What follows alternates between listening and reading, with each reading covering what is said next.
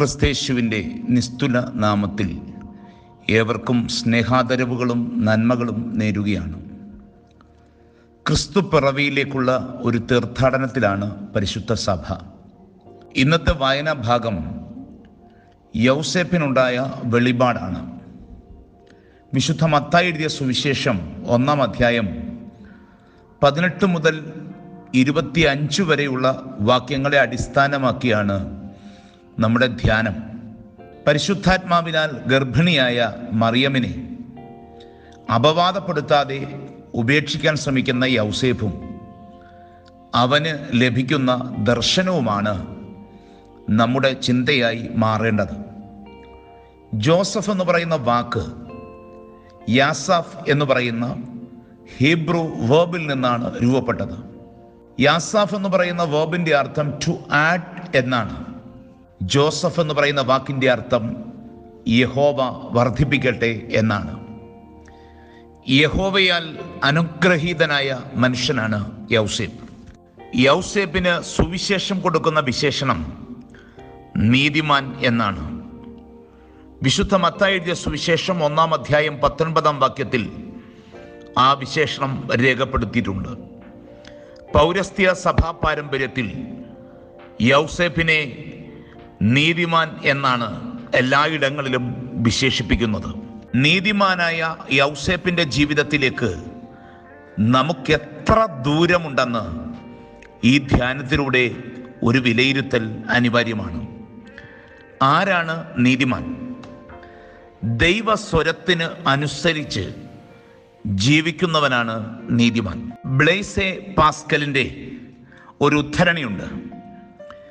There are only two kinds of men, the righteous who think they are sinners and the sinners who think they are righteous. ഈ ലോകത്തിൽ 2 തരം മനുഷ്യരാണ്. നീതിമാന്മാർ തങ്ങളുടെ ബലഹീനതയോർത്ത് കരയുന്നവരാണ്. എന്നാൽ പാപികൾ സ്വയം നീതീകരിച്ച് ജീവിക്കുന്നുമുണ്ട്. എന്നാൽ സൃഷ്ടിതാവായ ദൈവത്തിൻ്റെ ശബ്ദം കേട്ട് ജീവിക്കുന്നവനാരോ അവനാണ് നീതിമാൻ. മറിയമിനെ സംബന്ധിച്ച് യൗസേപ്പിനൊരു പദ്ധതിയുണ്ട്. അത് അവളെ അപവാദപ്പെടുത്താതെ ഗൂഢമായി ഉപേക്ഷിക്കുക എന്നതാണ്.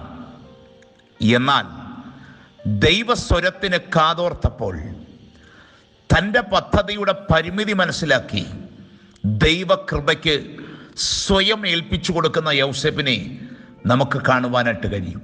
നമുക്കെല്ലാം നമ്മുടെ ജീവിതത്തെക്കുറിച്ചൊരു പ്ലാനുണ്ട്. മക്കളെക്കുറിച്ചുണ്ട്, കുടുംബത്തെക്കുറിച്ചുണ്ട്, ഭാവിയെക്കുറിച്ചുണ്ട്. എന്നാൽ നമ്മുടെ പദ്ധതികൾക്ക് നിരവധി പരിമിതികളുണ്ട്. നമ്മുടെ ബുദ്ധിക്ക് പരിമിതിയുണ്ട്. എന്നാൽ അവയെ പൂർണ്ണമാക്കുന്ന ദൈവകൃപ. അതുകൊണ്ട് നമ്മുടെ എല്ലാ പദ്ധതികളും സമർപ്പിക്കേണ്ടത് ദൈവത്തിൻ്റെ മുൻപിലാണ്. ദൈവത്തോട് ചോദിക്കണം. ഏത് കാര്യങ്ങളും ദൈവത്തോട് ചോദിക്കണം. ദൈവസ്വരത്തിന് വിരുദ്ധമായി ഒരു പദ്ധതിയും ഈ ലോകത്തിൽ നിലനിൽക്കില്ല. ബാബേൽ ഗോപുരത്തിൻ്റെ നിർമ്മാണം നമുക്കറിയാം. ഉൽപ്പത്തി പുസ്തകം 11-ാം അധ്യായത്തിൽ അത് ഭംഗിയായി രേഖപ്പെടുത്തുന്നുണ്ട്. മനുഷ്യൻ്റെ പദ്ധതിക്കനുസൃതമായി രൂപപ്പെടുത്തിയൊരിടമായിരുന്നു ബാബേലിൻ്റെത്. എന്നാൽ അത് പേര് പോലെ തന്നെ കലഹത്തിൻ്റെ ഇടമായിട്ട് മാറി. എന്നാൽ നോഹയുടെ പെട്ടകം നോക്കുക. അവിടെ മാനുഷിക പദ്ധതികളല്ല, ദൈവികമായ പദ്ധതിക്ക് ആ പെട്ടക നിർമ്മാണത്തെ വിട്ടുകൊടുക്കുകയാണ്. അത് രക്ഷയുടെ പെട്ടകമായിട്ട് മാറി. നമ്മൾ ഒന്ന് വിലയിരുത്തി, ദൈവമേ, എൻ്റെ ജീവിതം ബാബേലാണോ അതോ നോഹയുടെ പെട്ടകമാണോ? എൻ്റെ ജീവിതം കലഹമാണോ അതോ രക്ഷയുടെ പേടകമാണോ? യൗസേപ്പിൻ്റെ ജീവിതം നമ്മളോട് ചോദിക്കുന്നു, നീ നീതിമാനാണോ? നിന്റെ ജീവിതത്തെ ദൈവസ്വരത്തിന് കൊടുക്കുവാൻ താല്പര്യമുണ്ടോ? മറുപടി പറയുവാൻ നമുക്ക് ബാധ്യതയുണ്ട്, ഉത്തരവാദിത്തമുണ്ട്. ദൈവമേ, നിന്റെ സ്വരത്തിനനുസരിച്ച് എൻ്റെ ജീവിതത്തെ ക്രമപ്പെടുത്താൻ ഞാൻ ആഗ്രഹിക്കുന്നു. നീതിമാൻ കരുണയുടെ ഉറവിടമാണ്. മറിയമിനോട് യൗസേപ്പ് സൂക്ഷിക്കുന്ന ഭാവം കരുണയുടേതാണ്. അവൾക്ക് അപവാദമുണ്ടാക്കാതെ ഒരു വ്യക്തിയോട് തോന്നുന്ന മാനുഷികമാകുന്ന കനിവിൻ്റെ പരമാവധിയാണ് അത്. ഒരു ചെറിയ വാക്കുകൊണ്ട് പോലും ഒരാളെ നോവിക്കാതിരിക്കുക എന്നുള്ളത്. ചെറിയ കാരണങ്ങളുടെ പേരിൽ പോലും പരസ്പരം ചെളിവാരി എറിയുന്ന ഒരു ലോകത്തല്ലേ ജീവിക്കുന്നത്. എറിയുന്നവൻ്റെ കയ്യിലും ഏറുകൊള്ളുന്നവൻ്റെ മുഖത്തും ചെളി പുരണ്ടിരിക്കുകയാണ്.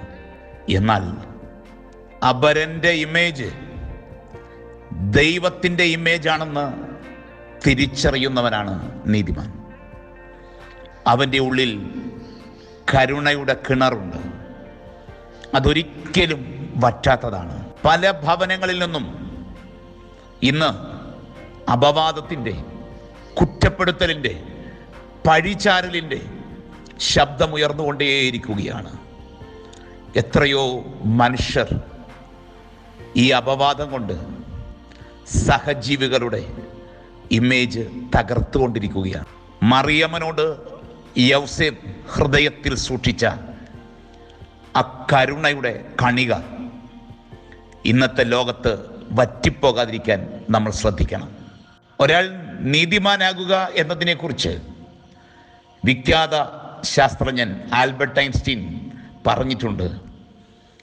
If a man aspires towards a righteous life, his first act of abstinence is from injury to animals.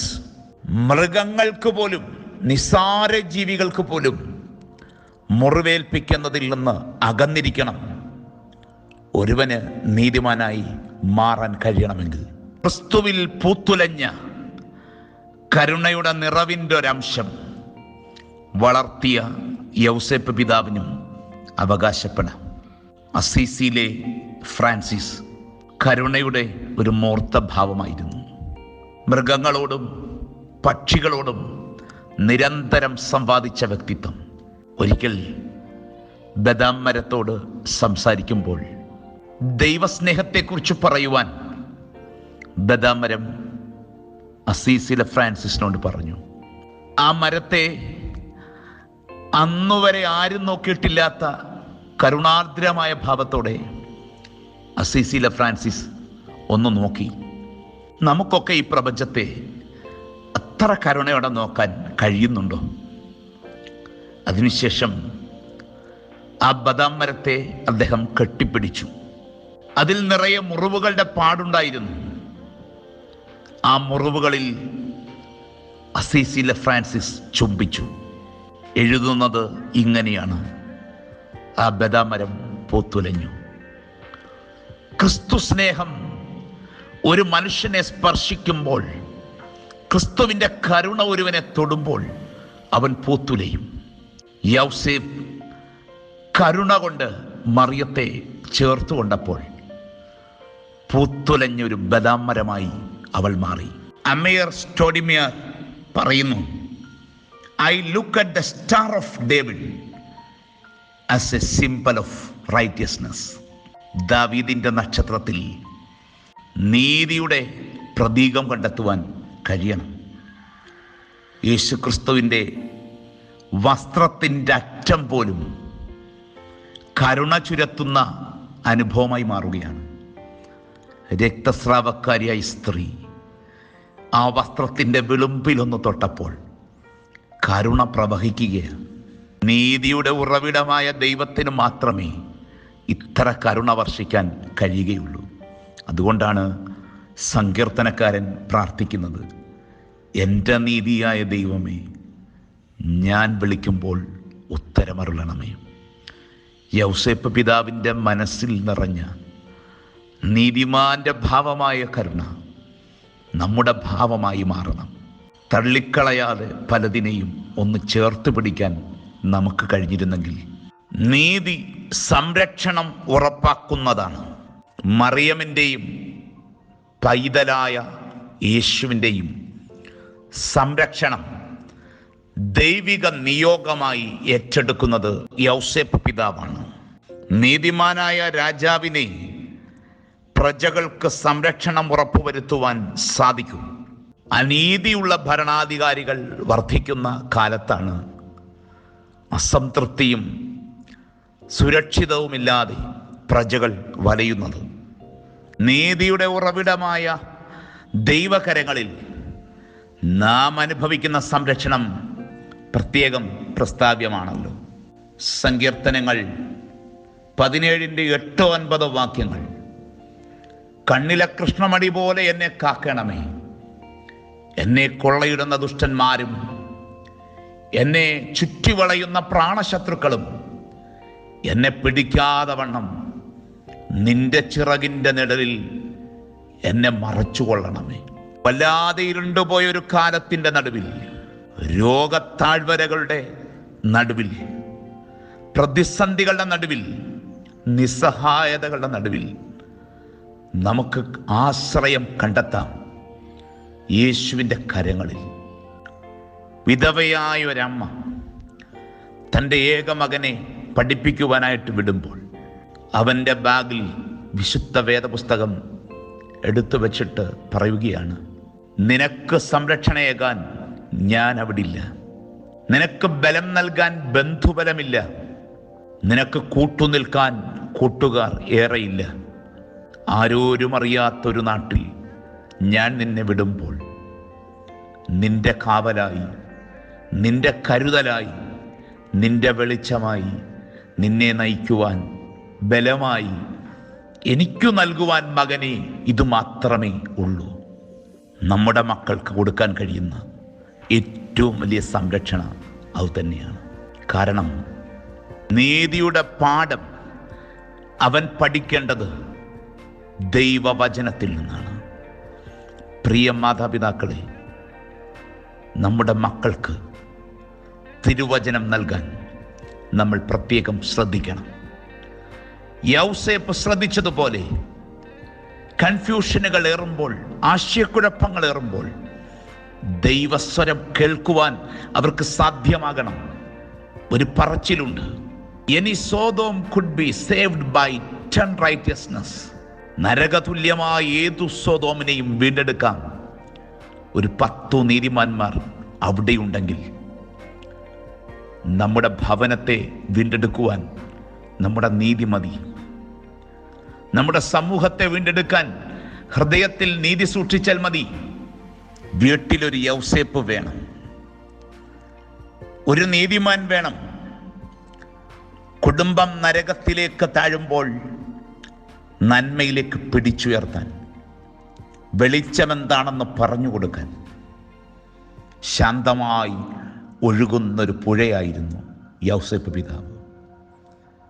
അദ്ദേഹം ആ വീട്ടിൽ ഇടപെട്ടത്, ജീവിതത്തോട് പെരുമാറിയത് ഡിസ്ക്രീറ്റ്ലി, ഹംബ്ലി ആൻഡ് സൈലൻ്റ്ലി. ഒരു പാരമ്പര്യം ഇങ്ങനെ പറയുന്നു: യൗസേപ്പ് പിതാവ് തീർത്ത മേശയ്ക്ക് മുകളിലാണ് കർത്താവ് തിരുവത്താഴമൊരുക്കിയതെന്ന്. ഒരു മനുഷ്യൻ്റെ ഏറ്റവും വലിയ സ്വപ്നം അതുതന്നെയാണ്. ഒരു മേശ തിരുമേശയാകുന്നത് എല്ലാവരെയും ചേർത്ത് പിടിക്കുന്നിടത്താണ്.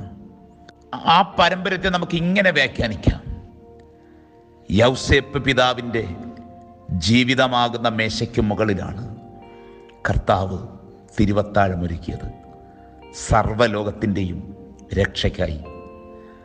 നീതിയുടെ ഒരു മനുഷ്യൻ ഒരു ഭവനത്തിലുണ്ടെങ്കിൽ, ഒരു ഇടവകയിലുണ്ടെങ്കിൽ, ഒരു സമൂഹത്തിലുണ്ടെങ്കിൽ, അവിടെയൊക്കെ തിരിച്ചു പിടിക്കലുകളുടെ മേശയൊരുങ്ങും, സംശയമില്ല.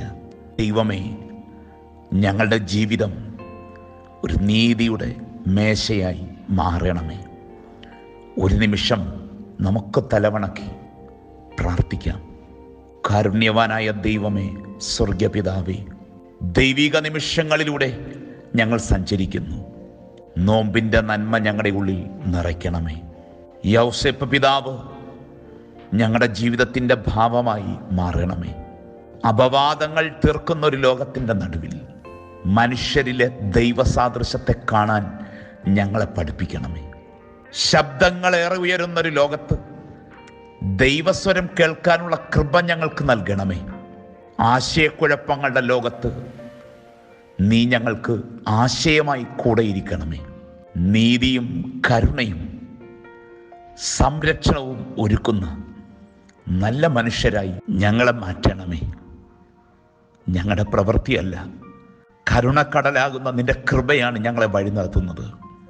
യേശുവേ, നിന്റെ കരുണ കൊണ്ട് ഞങ്ങളുടെ വ്യക്തി ജീവിതത്തെ സ്പർശിക്കണമേ. ഞങ്ങളുടെ കുടുംബങ്ങളെ അവിടുന്ന് തൊടയണമേ. ക്രിസ്തു പിറക്കുന്ന ഇടങ്ങളായി അതൊക്കെ മാറണമേ.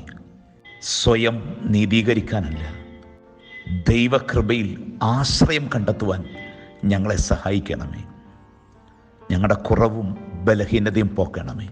പരിശുദ്ധ സഭയെയും ലോകമെമ്പാടുമുള്ള സകല മാനവജാതിയെയും അവിടുന്ന് അനുഗ്രഹിക്കണമേ. രോഗത്തോട് മല്ലിടുന്നവരോട് കരുണ തോന്നണമേ. വസ്ത്രത്തിൻ്റെ വിളുമ്പിൽ കരുണ ചുരത്തുന്ന കർത്താവേ, ഞങ്ങളുടെ രോഗികളുടെ വിശ്വാസത്തോടെയുള്ള പ്രാർത്ഥനയെ അവിടുന്ന് കേൾക്കണമേ. പ്രകൃതിക്ഷോഭങ്ങളാൽ വലയുന്നവരോട് കരുണ തോന്നണമേ. അസ്വസ്ഥ മനസ്സുകളെ ആശ്വസിപ്പിക്കണമേ. നല്ല മനുഷ്യരായി ദൈവിക പദ്ധതിയിൽ പങ്കുചേർന്ന് ഈ ലോകത്തിൻ്റെ നന്മ തിരിച്ചു പിടിക്കാനുള്ള കൃപ ഞങ്ങൾക്ക് നൽകണമേ. തലമുറകളെ അനുഗ്രഹിക്കണമേ. ഞങ്ങളുടെ ജീവിതം നന്മയുള്ളതായി മാറണമേ. ആരോഗ്യ പ്രവർത്തകരെയും അതോടൊപ്പം രോഗത്തെ അതിജീവിക്കുവാൻ ഔഷധ മേഖലയിൽ നടക്കുന്ന എല്ലാ കണ്ടുപിടുത്തങ്ങളെയും അവിടുത്തെ പരിശുദ്ധാത്മാവിനാൽ വഴി നടത്തണമേ. വെളിച്ചമുള്ള മനുഷ്യരായി തീരുവാൻ ഞങ്ങളെ അവിടുന്ന് ഒരുക്കണമേ. ഞങ്ങൾ നിനക്കും നിന്റെ പിതാവിനും പരിശുദ്ധ റൂഹായിക്കും സ്തുതിയും സ്തോത്രവും അർപ്പിക്കുന്നു. ആയതിപ്പോഴും എല്ലായ്പ്പോഴും എന്നും എന്നേക്കും തന്നെ. ആമേൻ.